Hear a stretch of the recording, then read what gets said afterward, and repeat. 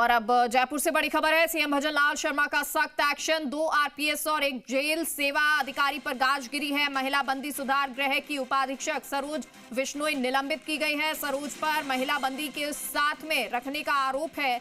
सरकारी कामों में हस्तक्षेप भी करती थी महिला बंदी। 1 आरपीएस और 16 सीसीए का कारण बताओ notice. ACP cyber crime Derawar Singh को नोटिस दिया है। जोधपुर पुलिस आयुक्तालय में पदस्थापित है देरावर सिंह। कामा थाने में सीआई रहते देरावर सिंह ने लापरवाही की और हत्या के मामले में 7 अभियुक्तों को बचाने का प्रयास किया। एक अन्य आरपीएस के खिलाफ विभागीय जांच में आरोप प्रमाणित। आरपीएस लाभूराम बिश्नोई ने निर्देशों का उल्लंघन किया। बजरी माफियाओं पर कार्रवाई में घोर लापरवाही बरती है। पुलिस कर्मियों की जान जोखिम में डालने का आरोप है। सीएम बोले कानून व्यवस्था में लापरवाही बर्दाश्त नहीं की जाएगी।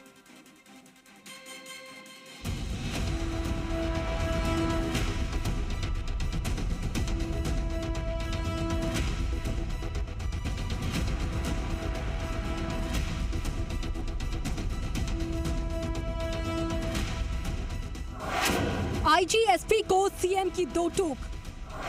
अपराधियों की कांपे रूह। लॉ एंड ऑर्डर की समीक्षा। कई जिलों के एसपी को फटकार। सिर्फ गिरफ्तारी से नहीं चलेगा काम। अपराधों का पूरा नेटवर्क करे ध्वस्त। महिलाओं और बच्चों से अपराध पर सख्ती। दुष्कर्म के दोषियों पर हो कठोर कार्रवाई। ड्रग तस्करों को सिखाए कठोर सबक। अवैध संपत्तियां बुलडोजर से करे ध्वस्त। जिन जिलों में नहीं मिलेंगे अपेक्षित परिणाम, संबंधित अफसरों की जवाबदेही होगी तय। मुख्यमंत्री भजनलाल शर्मा ने कानून व्यवस्था की समीक्षा बैठक में कई जिलों के पुलिस अधीक्षकों को फटकार लगाई और कहा कि संगठित अपराध, साइबर क्राइम और नशा तस्करी के मामलों में सिर्फ गिरफ्तारी से काम नहीं चलेगा, बल्कि इन अपराधों का पूरा नेटवर्क ध्वस्त होना चाहिए। मुख्यमंत्री के निर्देश पर गोगुंदा में चारागाह भूमि पर अतिक्रमण के मामले में एक वरिष्ठ अधिकारी को नोटिस जारी किया गया।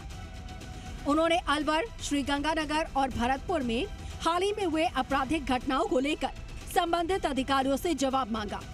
सीएम ने कहा कि अपराधियों और उनके आकाओं पर ऐसी कार्रवाई होनी चाहिए कि आने वाले समय में कोई भी अपराध करने से पहले 100 बार सोचे।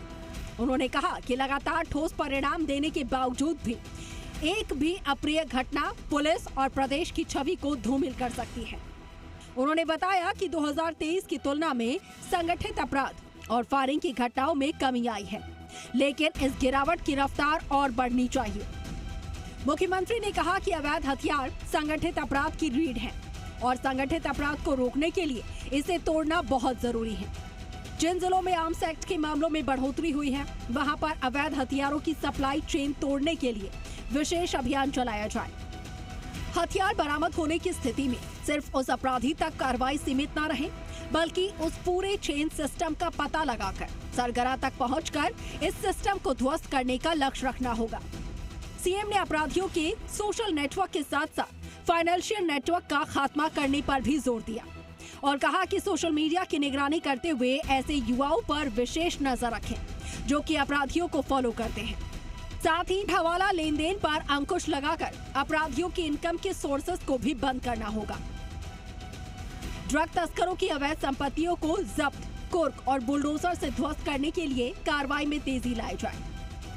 मुख्यमंत्री ने साइबर पेट्रोलिंग बढ़ाने और साइबर सेल में इसके लिए विशेष कर्मचारी तैनात करने के निर्देश दिए।